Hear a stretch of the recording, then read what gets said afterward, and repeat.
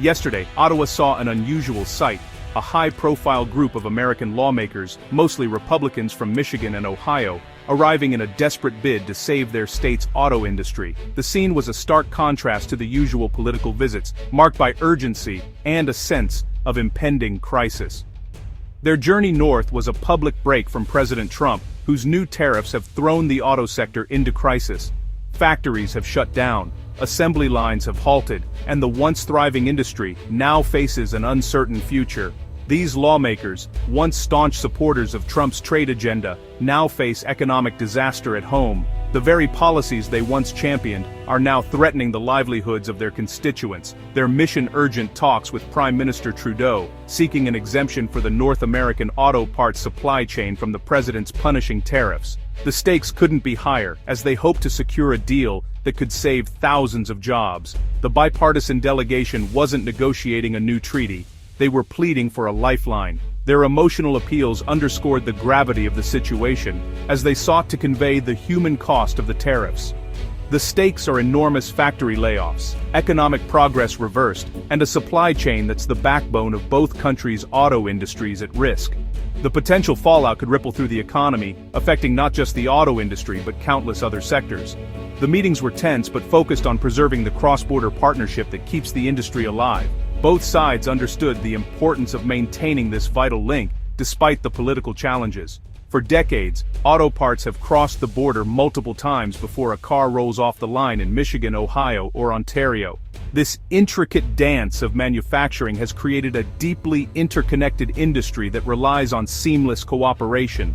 The lawmakers' dash to Canada was a last-ditch effort to prevent Trump's policy from severing this vital link and costing hundreds of thousands of American jobs. Their urgency was palpable, as they knew the clock was ticking.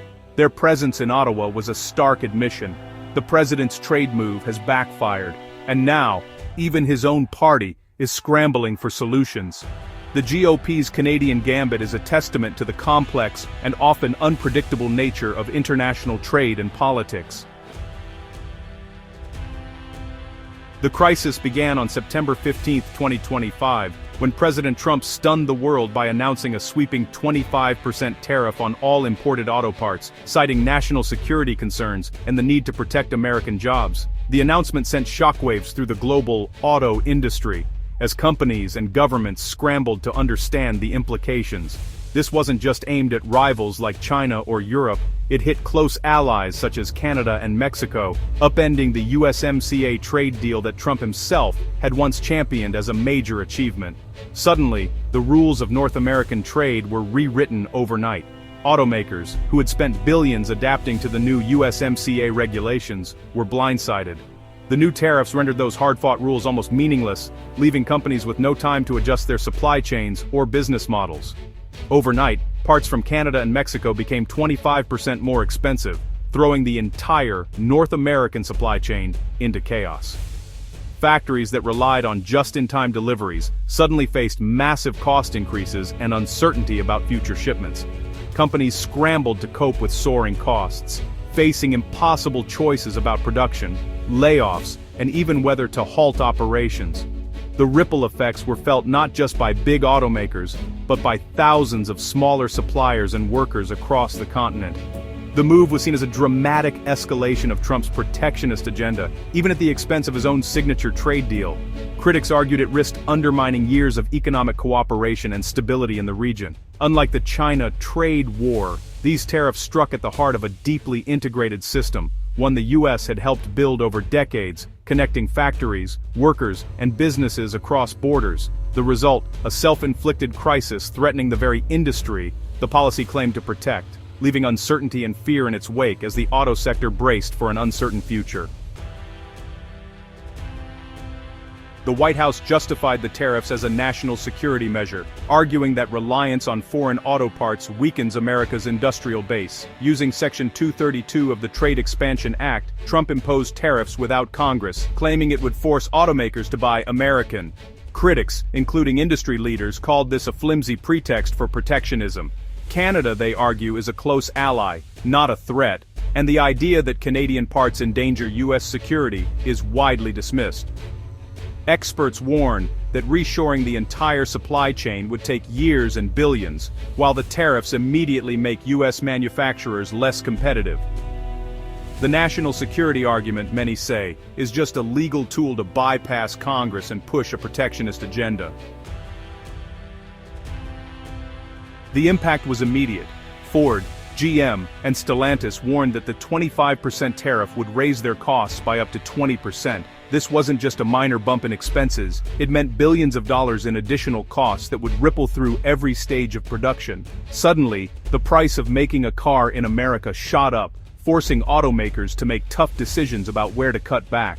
Production slowdowns and looming layoffs followed, threatening not just the big three, but the entire manufacturing ecosystem. Factories that once buzzed with activity grew quiet, and uncertainty spread across the industry. Every slowdown meant fewer shifts, less overtime, and more anxiety for workers and their families. Smaller suppliers, caught in the crossfire, face evaporating profits, or must pass costs up the chain, making everyone less competitive. Many of these businesses operate on razor-thin margins, and even a small increase in costs can be devastating. Some are forced to lay off workers or even close their doors for good. Ford's CEO warned that foreign-built cars could soon undercut American models on price. As American-made vehicles become more expensive, consumers may turn to cheaper imports, putting even more pressure on domestic automakers to compete. A Center for Automotive Research report projected up to 300,000 U.S. jobs lost if tariffs persist. That's not just a statistic, it's a warning sign for the entire economy, as the auto industry supports millions of related jobs.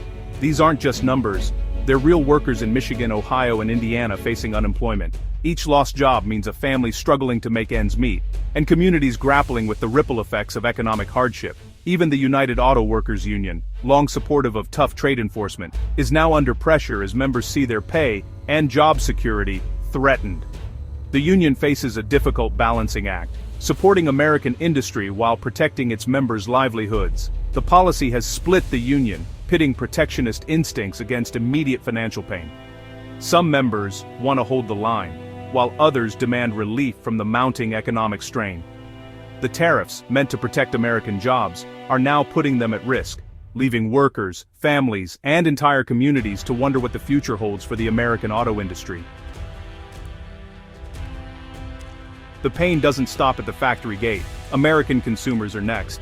Automakers will pass the 15–20% cost increase straight to buyers, raising the average price of a new car by $4,000.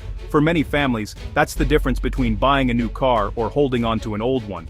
The used car market will tighten, and repair costs will rise as tariffs hit replacement parts.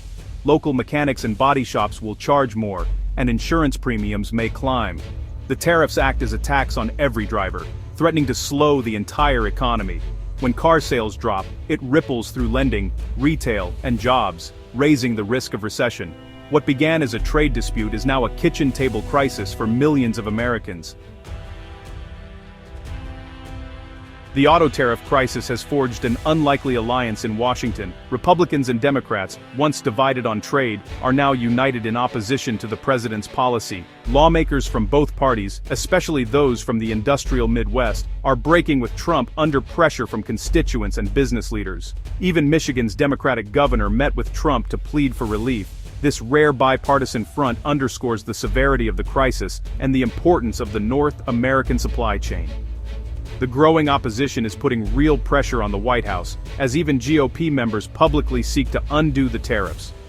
The economic pain is now overriding party loyalty, demanding urgent change. Canada's response has been measured but firm. While welcoming the U.S. delegation, Canadian officials made clear they're ready to retaliate if the dispute isn't resolved. Retaliatory tariffs would target key American exports, agriculture, manufacturing, and more, hitting politically sensitive states.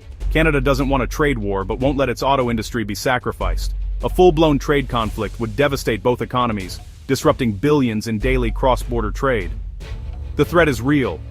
Canada's economy is deeply linked to the U.S., and any disruption would have immediate consequences. The U.S. now faces the risk of a multi-front trade war, with Canada's response poised to escalate the crisis. This isn't just diplomatic posturing, it's a credible threat that could turn an auto industry crisis into a North American economic disaster. The stakes for workers and businesses on both sides of the border have never been higher. As of October 9, 2025, the U.S. economy stands at a crossroads. The bipartisan delegation returned from Ottawa with no deal, while automakers brace for layoffs and Canada prepares to retaliate. The best hope is a White House reversal, granting exemptions for Canada and Mexico to restore stability. But with Trump doubling down, a prolonged stalemate is more likely, meaning job losses, higher prices, and a spreading trade war. If both sides escalate, North American trade could break down entirely, plunging all three countries into crisis. The president's tariff policy has pushed the economy to the brink.